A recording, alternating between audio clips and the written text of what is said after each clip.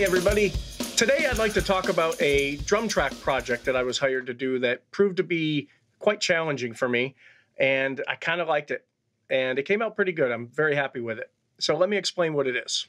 I'm listed on a great website, web service called soundbetter.com, and I've been on this website for about 2 years, and I've recorded nearly 100 drum tracks for people all over the world, from Italy to Trinidad to Ireland, South Korea, London, Greece, you name it, all over the place, Israel, Portugal, and a couple here in the United States too. The cool thing about this website is producers, artists, and musicians have a pick of all the different musicians they can pick from to record on their projects.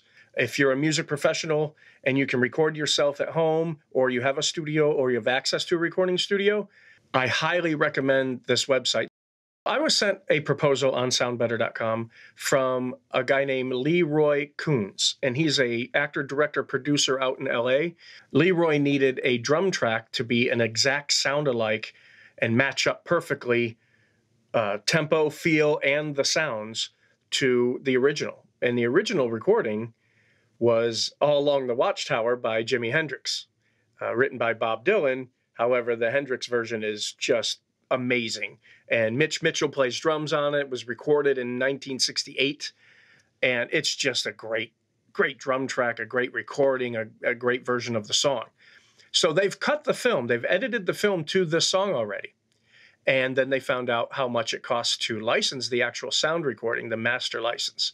So they decided that it wasn't in their budget to license the actual sound recording. So the next option is to do a cover version. However, since they've already edited the film to the original, it really needs to be exact. So that's where I came in, because the drums have to be done before anybody else could record. Here's what I did to try and make the drums be exactly like the original recording. So my first thoughts were, was the song cut to a click track, a grid, some kind of a tempo reference? And probably not, because it was recorded in 1968. And Mitch Mitchell's the kind of drummer that kind of plays what he feels. My second thought was, I have to match the drum sounds. So I looked up some photos of Mitch Mitchell and see what he uses. And it looks like back then he was using a Ludwig kit, which I don't have any Ludwig drums, but I do have some drums with some coated heads on them. And I went ahead and tuned them to be pretty close to what I heard in the recording. I also selected some cymbals that would have been around the late 60s, some bigger cymbals, crash rides that you could get a nice wash from and still get a nice clean tone out of. The first thing I had to do was create a tempo map in Cubase, the DAW I use, that matches perfectly with the original song using the waveform of the stereo file.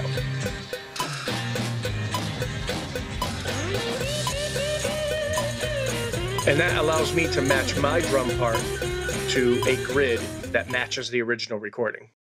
When I sat down to actually start learning the song, I realized that there really aren't many repeating sections. So I was going to have to take this probably 4 bars at a time, which equals probably 20, 30 overdubs or more. I don't even remember how many there was. But I could listen to the part over and over, the 4-bar section, and play it as best I could. I knew I'd have to do some editing and lining things up later to match that grid and make it as perfect as I could make it. But I still had to play it as perfect as I could play it. So that's what I did. After I had the whole song recorded, then I went in and lined up each section that I needed to line up to the grid that matched the Mitch Mitchell drum part. And I tell you what, towards the end of the song, the drum fills are just crazy. They're awesome. And I don't play in that style, so I really had to really listen and really try to match exactly what Mitch was doing. So another thing I had to think about is the percussion that's on this song. And from what I could tell and what I read on the internet, it was a vibroslap that created that da-da-da-da type sound. It didn't sound like a vibroslap to me. It sounded more like a China cymbal. So what I did is I found a China cymbal and a vibroslap that were very similar in pitch, and blended them together to be one sound. And that seemed to work really good for what I was looking for. Also, what I heard, obviously, was a tambourine. And what I thought, which seemed to be seeds. They're just, they're seeds of some sort. But it sounded a lot like the sound that was in the actual recording. So now let's take a look at the Vibra-Slap China cymbal combo, tambourine, and seeds.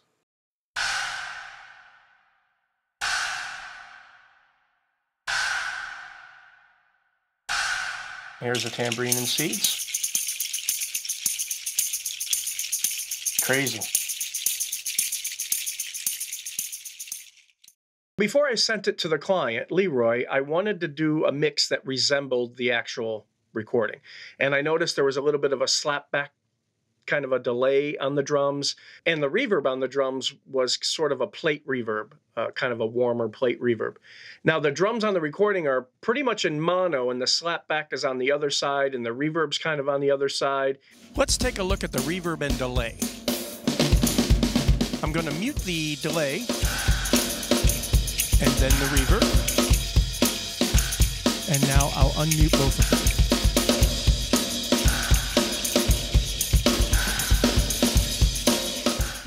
You can really hear how those effects help create the actual sound. Once I was happy with my performance, I sent Leroy 3 MP3s through SoundBetter.com. One was my drums on the left, the original recording on the right. The second one was a stereo file mixed with my drums and the original. And the third one was just my drums alone, so he could really focus in on my drum part and make sure it's what he was looking for. So here's a little bit of just my drums.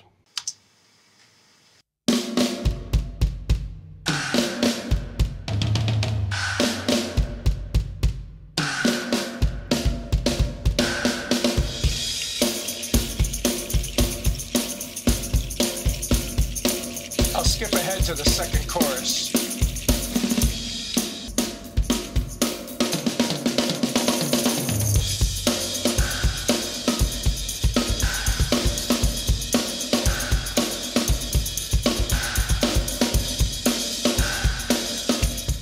Now let's skip ahead to that outro that I was talking about earlier.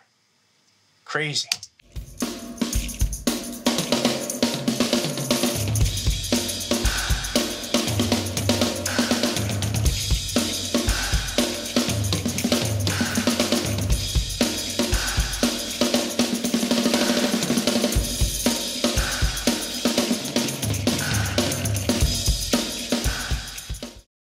So Leroy approved my drum part. And he released the payment on SoundBetter.com, and I sent him all the individual audio tracks for his engineer to mix. These are the files that I sent him.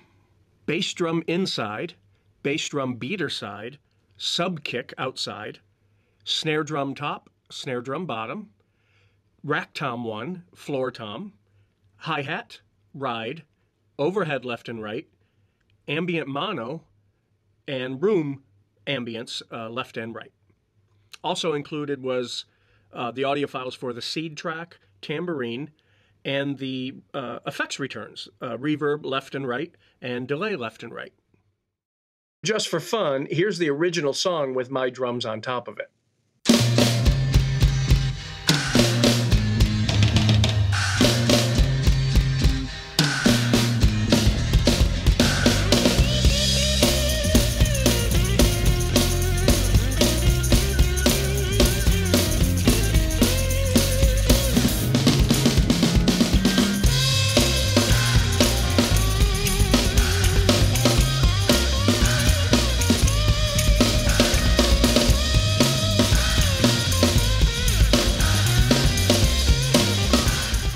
So that's it for this Drum Tracks in Focus segment, and I hope you enjoyed it. I enjoyed making the song for Leroy for his independent film, and thanks for watching.